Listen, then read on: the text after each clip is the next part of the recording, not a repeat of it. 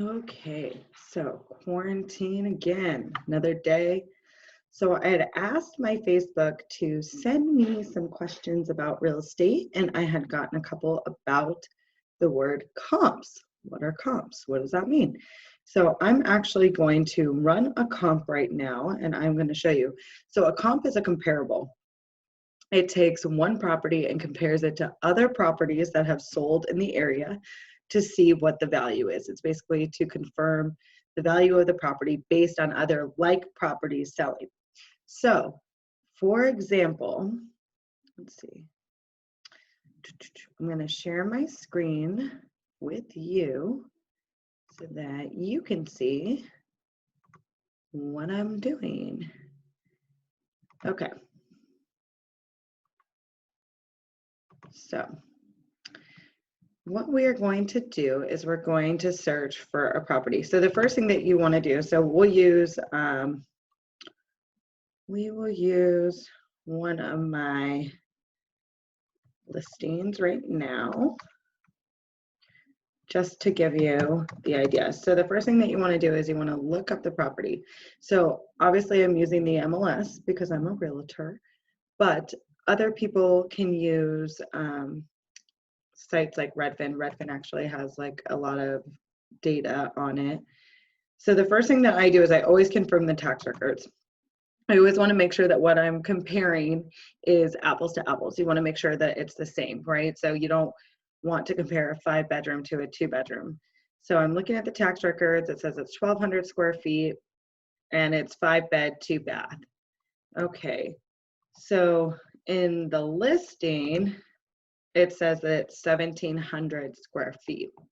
So I'm assuming that even though the tax record says 500, somewhere there was some kind of a conversion or an add-on, and it might not have been reflected with the city on the square footage, but it was reflected on the bedroom count. So I'm going to go based on the bedroom count.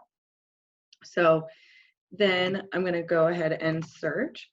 And so having an agent that has experience in the neighborhood is pretty important because they can actually look at this and tell you by street if it's a good property comparative analysis. Sometimes agents that are unfamiliar with the area, they may pull properties that are not really in the nicest neighborhood to either pull down the value or pull up the value. So for instance, if you were a seller and you had your home priced at 550, if they pull a comp that's 400, it's going to try and pull down your value. They may try to argue a lower price. But if you're not familiar with the area, that's easy to do. If your agent's familiar with the area, then you can say, no, that's Skyline versus Encanto. There's a difference. It starts at such and such a street. So my listing is here off 69. So we are going to kind of draw an area around where this listing is. So I don't want to go on the other side of 69th Street because the neighborhood changes.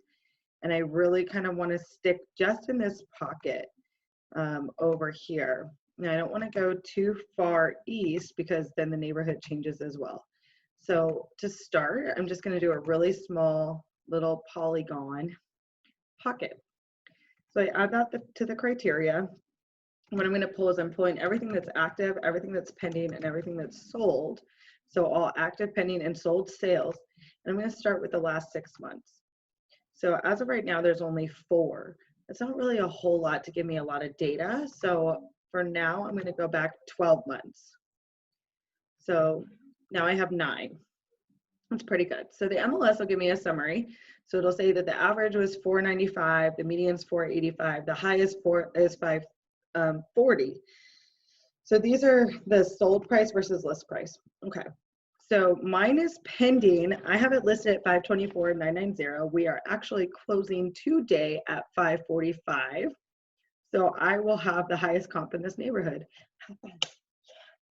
But aside from that, okay, so let's see what the other houses look like. So let's look at the one at 540 first. So this one is also a 5-bed, 2-bath, 1788. It's almost the exact same house as mine, same neighborhood. It's a little bit different. It has views, mine has views. This one is remodeled, it has a big yard. Mine does not have a big yard, but it is up in a very private section. Wow, this one's actually very nicely remodeled.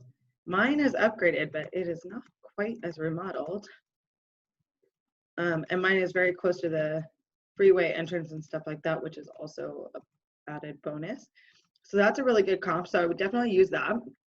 And this one closed in October of last year.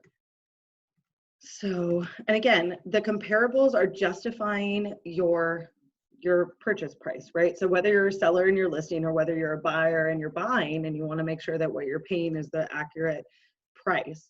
Now this one's a 3.2, 1,300 square feet, and this one sold for $525. So this one has a large lot. So they're selling some of the land. It's fully upgraded as well, which is why it pulled a higher price, even though it has less bedrooms. Okay, so that's full reno. That's a good comp. And you kind of do the math and the adjustment in your own mind when you know and you have more experience. So typical appraisers will count about $15,000 for a bedroom. And, you know, based on your square footage, you'll go a little up, a little down. If your property is fully renovated, that might be about 20 to 25,000. This one is actually around the corner from my listing. It's a 4.2 and it closed at 490. And if you look, it's, you know, got popcorn ceilings, it's got tile. The kitchen's been done recently, but probably in the early 2000s maybe. So it still needs some work. It's got some carpet, interesting decor in the shower. So again, we're looking at all of these and comparing them prior to listing or prior to writing our offer, so that we know where to come in at, and we know that the price that we're offering or the price that we're listing at is within the market range. So this one's 1,100 square feet, 487. So this neighborhood's a little all over the place. Right now, my best comps would be that one at 540 and that one at 535. With us closing at 545, we're right in line with that. So again, this is how we look at comps. This is how we figure it out. It's not kind of just throwing numbers on a wall and hoping that they stick. Now we are in a market with limited inventory. And so some properties do get bid up faster than others, even though they may not have the bedroom and bath count that you would think they would have for that price, like that one at 535. But with limited inventory, the buyer will pay what a buyer will pay for the home. And that's kind of where those prices start to go up from. Let's do one more just so you get the full effect. So let's do 14537 Kittery. This was another one of my listings earlier this year.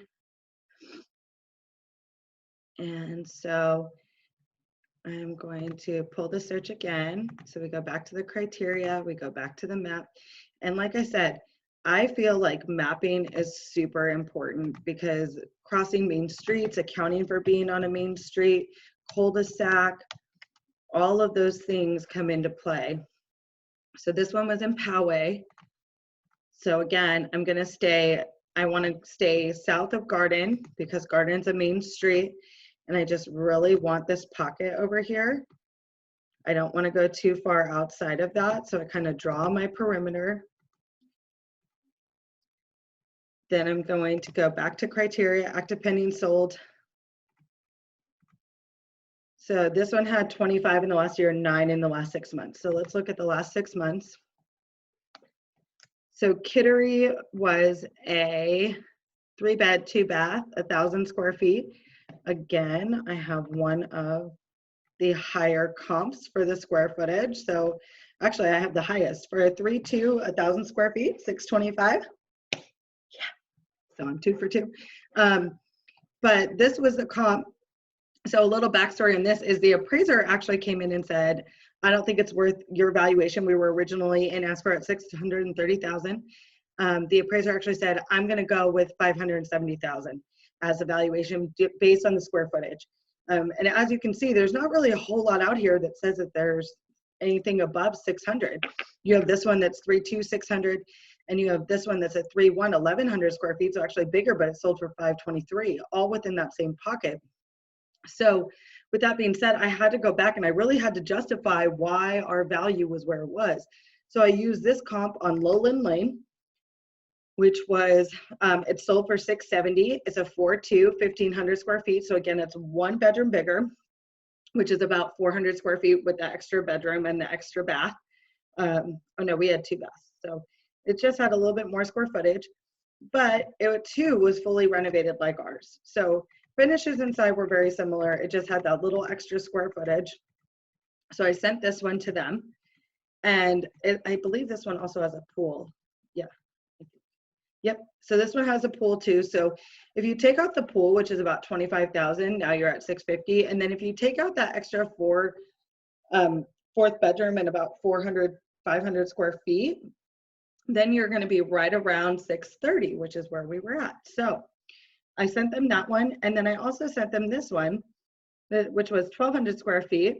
And this one had closed right around the same time as ours. And this one closed at 660. And again, full remodel, just like ours, similar square footage, similar yard.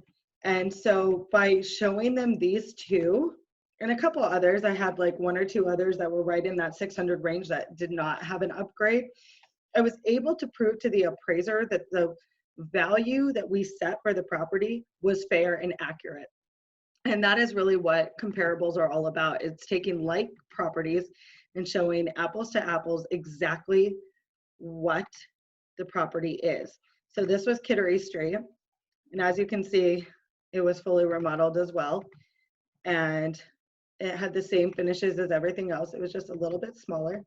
And so sometimes you have to fight for the value, and sometimes you really have to know the market inside and out and do your homework and fight for the appraisal that you feel is right. I could have sat there and said, 570, that's what the appraiser said, but I didn't. I fought it and I contested it. We actually got a second appraiser. So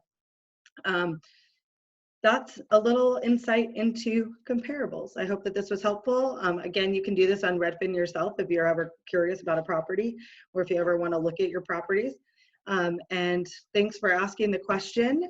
And I am hoping that if you have any questions on comps, that they were answered. Thanks so much, guys. Have a great day.